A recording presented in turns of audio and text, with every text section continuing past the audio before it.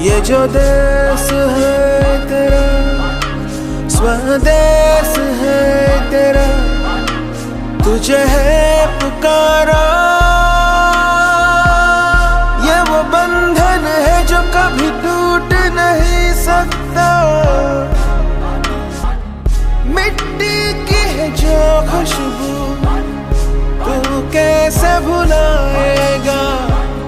तू चाहे कहीं जाए तू लौट के आएगा।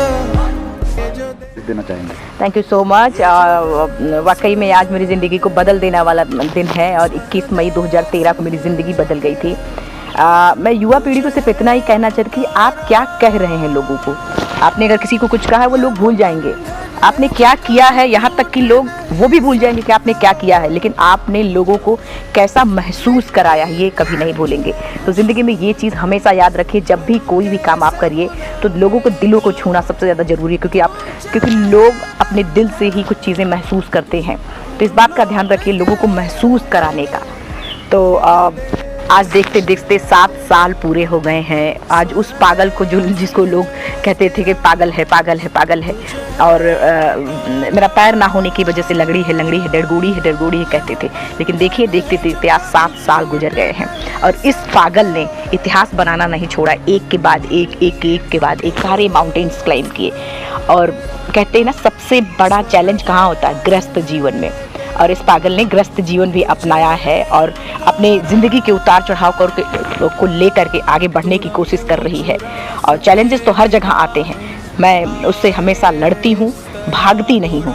आपसे भी यही कहूँगी कि आप भी लड़िए अपने जीवन के, क्योंकि ज़रूरी नहीं है कि सिर्फ एवरेस्ट पे ही चैलेंज है। चैलेंज तो हर आपके गृहस्थ जीवन में भी चैलेंज है, हर तरीके का चैलेंज है। तो कभी ना, बिल्कुल सही कहा आपने कि एक दिन ऐसा था कि लोग मुझे लंगड़ी, डरगोड़ी, पागल, सनकी कहा करते थे। यकीन मानिए मुझे भी बहुत दुख होता था उस समय, ये नहीं कह सकते कि मुझे दुख नहीं होता है।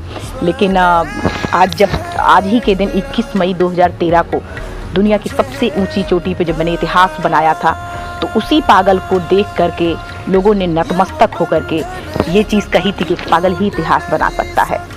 और ये कोई बड़ी बात नहीं है कि जब आप कुछ अलग करने की कोशिश करते हैं तो लोग आपको कहेंगे ही, क्योंकि उन्होंने कभी देखा नहीं होता है, तो आपको लोग बोलेंगे। तो कभी भी उस चीज़ से, लोगों की टीका टिप्पणी से कभी ना घबराएं, क्योंकि आपने देखा होगा फील्ड में कभी भी कोई प्लेयर शोर नहीं मचाता है, हमेशा शोर ऑडियंस मचाती है। तो इस बात का हमेशा ध्यान रखें कि आप ऑडियंस नहीं हैं, आप तो प्लेयर हैं और बेस्ट प्लेयर हैं।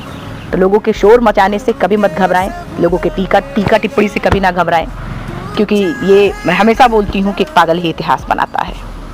मेरी इस जर्नी में मैं सबसे पहले कहते हैं विशेष रूप से बछेंद्री मैम को धन्यवाद देना चाहती हूँ कि मैम ने हर पल मेरा सपोर्ट किया। टाटा स्टील ने मुझे हर पल सपोर्ट किया। कहते हैं ना कि जब लोग एक दिव्यांग पे पैसे लगाना इतना आसान नहीं होता, कोई नहीं लगाता है, लेकिन फिर भी टाटा स्टील ने मुझ पर भरोसा किया था। ये मेरे लिए बहुत बड़ी बात थी।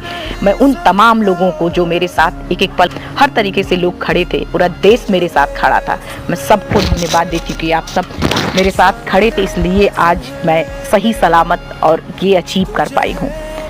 और जैसे आज हमारा देश एक जंग से, एक चैलेंज से जूझ रहा, हमारा देश ही नहीं पूरा विश्व जूझ रहा है। कहते ना, ये भी एक ज़िंदगी का चैलेंज है, सबका चैलेंज है। और जब तक हम सब मिल करके एक साथ नहीं लड़ेंगे तब तक हम इस जंग से नहीं जीत सकते।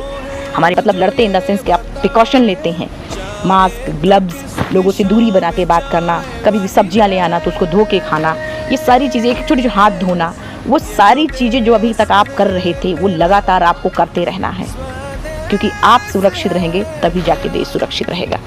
अब आप ये बिल्कुल ना सोचें कि लॉकडाउन खुल गया है तो ये बीमारी ख़त्म हो गई है, बिल्कुल ख़त्म नहीं हुई है। इस मुहिम में ये जो महामारी है, इसमें देश के प्रधानमंत्री जी का आप सहयोग करें, हम सभी मिल करके अगर इसको लड़ते हैं।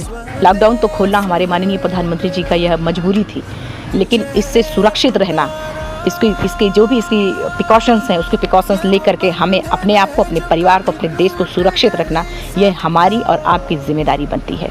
तो इस जिम्मेदारी को भली भांति आप निभाएं, तभी देश सुरक्षित रह पाएगा। जय हिंद, जय भारत।